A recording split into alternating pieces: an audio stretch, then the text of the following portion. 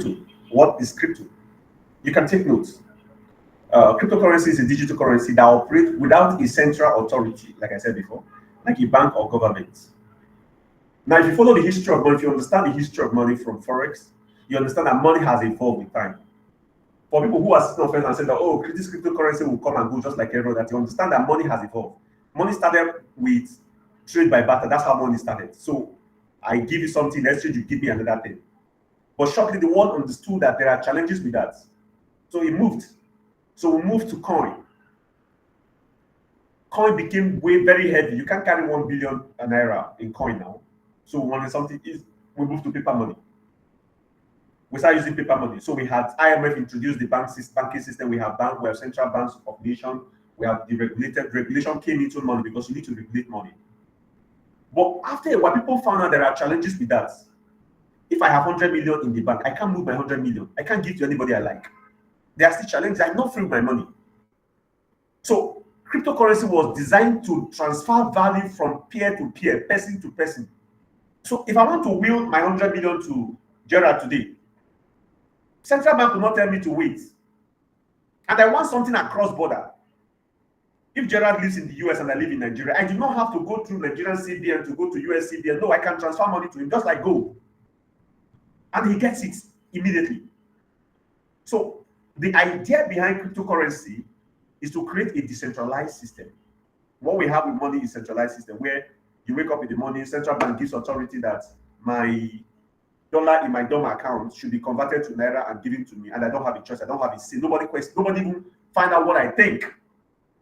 So the idea is to have a decentralized system, payment system, something that can convey value. Cryptocurrencies are peer-to-peer, like I said earlier, transaction. No intrinsic value is transferred. So you don't get tangible thing you hold, but it's transferred online to online, from peer to peer, from wallet to wallet. Cryptocurrencies are what people are willing to pay for them in the market, unlike national currency, which are backed by the government. What really determines cryptocurrency is market value, market forces. BTC has grown now to, what's the current value of BTC? 90 something, I think it's about 94 now for one BTC. So it's what people are willing to pay. It's share market forces. As it begins to deliver value, price will begin to rise. However, cryptocurrency are highly volatile. Like my friend once said, he said he had $1,000, he has about $16 on it now. Again, it could be $16 to $1,000. Do you understand? So it's highly volatile. Please, you must consult yourself to be sure that cryptocurrency is what you want to do. You can lose all your money here and you can make all the money. But again, I strongly believe that with the right education, you can make the right decision, right? They are used to store value. They are used to store value, digital value. Cryptocurrency uses public key. So you can use public and private keys. So you can use public keys or private keys to store your cryptography. Cryptocurrency are public private keys. Use public private keys to store your value. And then it is secured, very, very secure. I have not heard of BTC being hacked in a long while. Not in a long, I've never heard of BTC being hacked. I know of some projects that have been hacked, but BTC hasn't been hacked ever since it started. I don't know anybody who BTC has been hacked. Cryptocurrency are used for various purposes. Purposes include for payments, investments, financial inclusion. BTC was the first cryptocurrency, was released in 2009 by Satoshi Nakamoto. This amazing individual just went into thin air after releasing BTC. So there are some terms that we'll be using, like blockchain. Blockchain is a decentralized ledger. It's like the normal ledger you have in the bank, but it's a decentralized ledger. We're going to talk about coin. What is coin? Coin are digital assets. Still, a lot of people say have differences between coin and token. What's the difference between coin and token? They are different. Coin have their own network. They have their own blockchain network. Why cryptocurrency? So why token exists in an existing network? Now everybody know about Ethereum. Ethereum was built as a layer 1 project, so you can build on top of it because of the smart contract it has. So that smart contract allow you build token on it. So you see various projects built on Ethereum. They are not coin, they are token because they do not have their own network. BTC is a coin. It is built on the blockchain on Bitcoin network. So it's a coin. So basically, the difference between coin and token is that token are built on other network, while coin are built in their own network. For example, Binance started as a token, it was built on on Ethereum network, but they built their own network over time, and so it's now a coin. It used to be a token, but it's a coin. Now, smart contracts. Smart contracts wasn't this first time it's used in cryptocurrency. Was the first time it's being used. It was developed by the U.S. National Institute of Standard and Technology. Smart contract is a word for something that starts and ends its process. It uses basically the if condition. It uses the if condition. For example, if I borrow money from the bank and I'm not able to pay the money so then the bank will take possession of my property. The difference here is that the bank, someone has to initiate it. But for a smart contract, there are no human interference. So the condition is written such that if we get so amount of money investment, we'll move into investing the money in XYZ place. And if this money grows to so level, we'll move the money and move it back here. And we'll share the money among. Now, if we interpret this in a code such that there are no human involvement, so there are no human involvement in the entire process, then we have what we call smart contracts. But usually, these smart contracts are usually signed in a blockchain. Usually in a blockchain, so it's easy to execute. So many of the projects you have now, if you read smart contract, you see how the smart contract white paper of any project, you see how the smart contract is executed. When you get to this level, we'll move to this level, we'll move to this. So you literally see the entire business built on a smart contract. In recent times, smart contracts are used for electioneering in some of the countries at the moment. I think Finland were the first people to experiment smart contracts. So from the voting to the end of the voting, everything is done on the cloud, on a blockchain technology. Literally everything. It does the counting by itself. It declares the winner by itself because it can see everything has already been written in the smart contract. So your business is to go and vote. When everybody votes, as your voting is aggregating the number, and at the end of the day, he announces results based on the smart contract that it was initiated. The good thing about smart contract is that it cannot be altered. That's the good thing about smart contract. Because it's on the blockchain, every chain is linked to the next chain. So if you need to alter a smart contract, you need to alter over 1 million code. And that's not possible. That's why smart contract is trusted by several people. It's trusted by the world. Once you understand how smart contract works, you really trust smart contracts. So moving on, we discussed the difference between smart contract and blockchain. Smart contracts rely on decentralized nature and immutability of the blockchain to ensure that the contractual terms are enforced without the need of intermediary. Blockchain acts as a secure and transparent platform that secures the value, stores the value, the code, and execute logic of smart contracts. What are crypto wallets? A cryptocurrency wallet is a device, a physical medium. It could be a physical medium, it could be a program, or an online service which store a public or a private key of cryptocurrency transaction. So there are physical wallets you can buy. We call it the hot wallet. You can buy them and store your physical currency. These are the most safest. Now the second most safest is the private, where you have your private key to yourself. Then we have the centralized, and we have the centralized exchanges. You have like Binance and the rest of them. Those are the most secure are the hot, and second are the private key, and then you can now have the Binance and the rest of the exchanges. The challenge with the exchanges is that the money in the exchange is actually not yours. You see your ledger, you see your balance, that like the money in the bank. The owners of the exchange can wake up one morning and move all your money. I remember a particular exchange I used one time. Myself and my cousin, we bought a lot of cryptocurrency and we kept in that exchange. And they woke up one morning and found out that the exchange has crashed, and that's how we lost all our money. On that exchange, I have BTC worth over 3,000. Then BTC was still less than 3,000. We have several projects. We have Ethereum. When Ethereum came out, it was selling for $12. I bought Ethereum for $12 and we stored in that exchange. So, cases of losing money, I have lost a lot, but I've made a lot here too.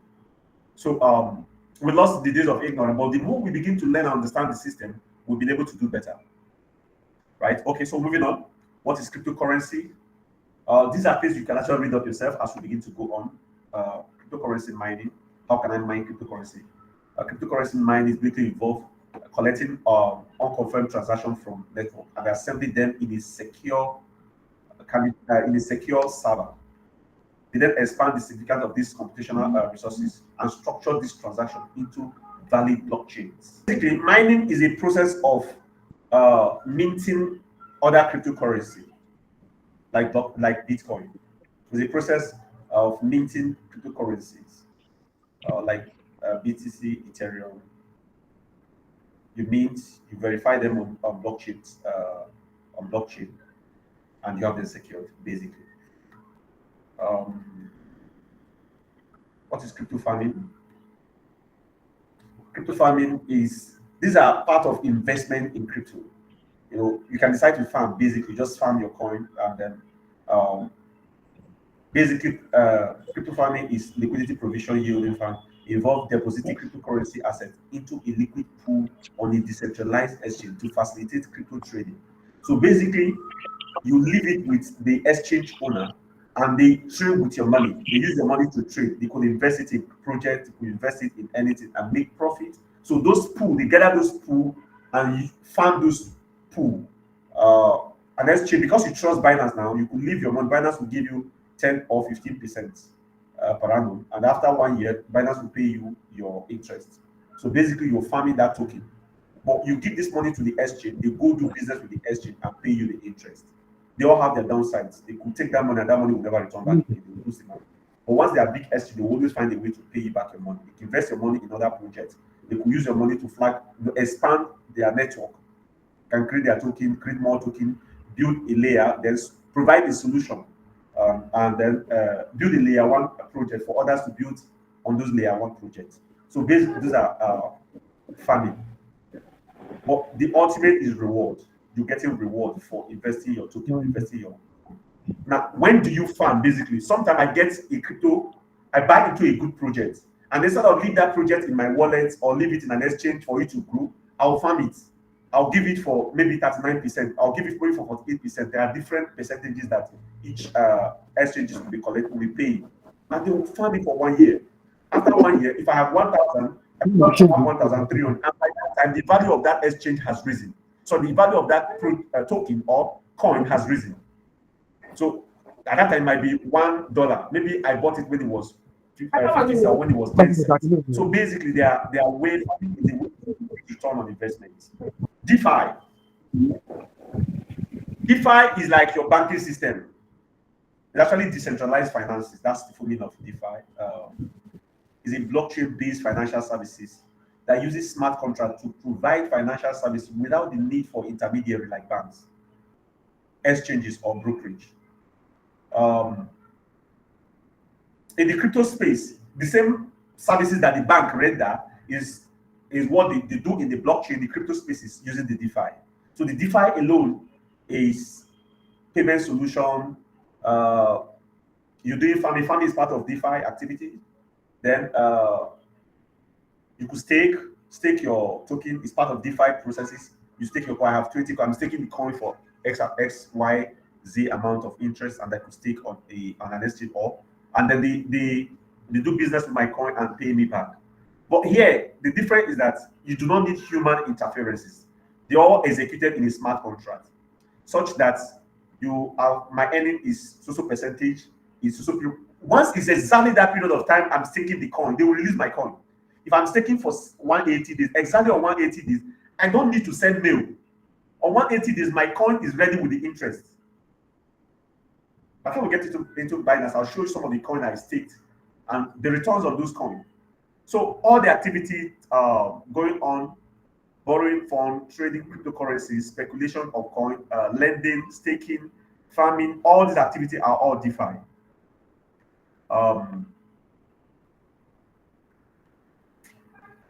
Nothing much. You could read out DeFi activity. These are the summary of DeFi activity. DeFi is built on a layer architecture and composable building blockchain. Some application may offer high interest rate, but they also carry high risk as well. Blockchain. A blockchain is a decentralized public ledger. I think we've done this before. Then altcoin. Altcoin is any coin outside BTC. The first cryptocurrency is BTC Bitcoin. Any other coin outside BTC is known as altcoin. Airdrop. The distribution of cryptocurrency token or coin, usually by free and unsolicited to multiply wallet addresses, is known as airdrop. Now, for you to actually get these airdrops, most of the project will have you do an activity, maybe promote them on social media, do a tap swap, activities preceding the announcement of this project. But eventually you get a coin, however, it could be as small as it is, but you got something. Now, bull markets and bear market. Bull market is when there is a volatility and value of the coins are increasing by the volatility. And the reverse is the bear market. At the moment, we're in the center of the bull market. BTC rose steadily from 15,000 where it got to and is at 90,000, over 90,000 at the moment. If you bought BTC when it was 15,000, you'll probably be how many times? 6 times richer now, because times 6 now, that's 6x. A friend of mine, we both bought BTC when BTC was 30. So my analysis showed that at 30 that there might be a possible reversal. So we bought at $30,000 for BTC. So BTC dropped to 22,000. He called me one early morning. I was very furious that this thing has gone as if it was my making. I was very angry. I said, "You calm down. That if it comes, then I'm going to buy more." So I bought more at 18. It got to 15. I told him to buy. He said he's not buying again. So when drop, if you look at the trend, if I show you the chart, there was a possibility that it would come down to 11,000. Eventually, it didn't get to 11,000, and BTC turned from there and went up. When I called him, when I remember, it was when BTC made over 30,000, was around 38,000. So I called him, I said, "How far? Are you still keeping your BTC?" He said, "No, when he saw it going down, he just sold it. He just sold everything." I said, "So you sold everything?" I said, "Okay, no problem. I'm still keeping mine." If I show you the value of those BTC we bought at 15, at 18, at 20, at 30, it will wow you. But that's cryptocurrency for me. So in the middle of bull market, you are encouraged to do what? To buy crypto projects that you trust. Then at the beginning of a bear market, you are supposed to move your fund to stable coin. So we have the crypto coin and we have the stable coin. The stable coin are the ones that derive value from the fiat currency, especially the USD. Right? If we have time, we're going to deal with arbitrage. A little bit of arbitrage. Arbitrage involves the trading of crypto from one exchange to another exchange. Basically, that's what it is. So in one exchange, you see that USDT, for example, is trading, the peer-to-peer is trading at 1,600. And in another exchange, is trading at 1,650. So what do? I'll go and buy from exchange where it's trading for 1,600 and go to where it's selling as 1,650 and sell. So I've made 50 naira. Those are peer-to-peer arbitrage. Arbitrage is looking for opportunity in one exchange and another exchange and be able to trade and make money. Right? Peer-to-peer is P2P means peer-to-peer. It's a situation where you exchange individual from one person to another directly without a third party. That is a decentralized autonomous organization, which is a community where everyone has a voice. In the crypto space, everyone does have a voice. We all have voice. You can your activity. If I decide to buy a project and dump a project, and you dump, when several of us dump a project, the price of that project will drop. You see that mainly in meme coins. In meme coins, when Doji is one of the most successful meme coin. When Doji came, people didn't really value that much, but because of Elon Musk, it has stayed the test of time and has done exceedingly very well. Many of meme coins does not really have value driving it. They are driven by sentiment and popularity. So, but people engagement, when people engage in any project, whether it's a good or a bad project can become good project because of acceptability. And a typical example is a Dogecoin. Because of the person of Elon Musk, people trusted the project and got involved. And today is a huge success. But it's not always that way for every project. Once you come to project, basically looking at project basically. So that's where we're ending the class today based on the introduction. If you have questions on crypto, we would like to take questions. I'll send this material across. I'll sure I'll send it across for anyone who needs it. But tomorrow we're going to have prepared presentation where we're going to continue to learn. So today is more like an intro. If you have questions, we'll take your question.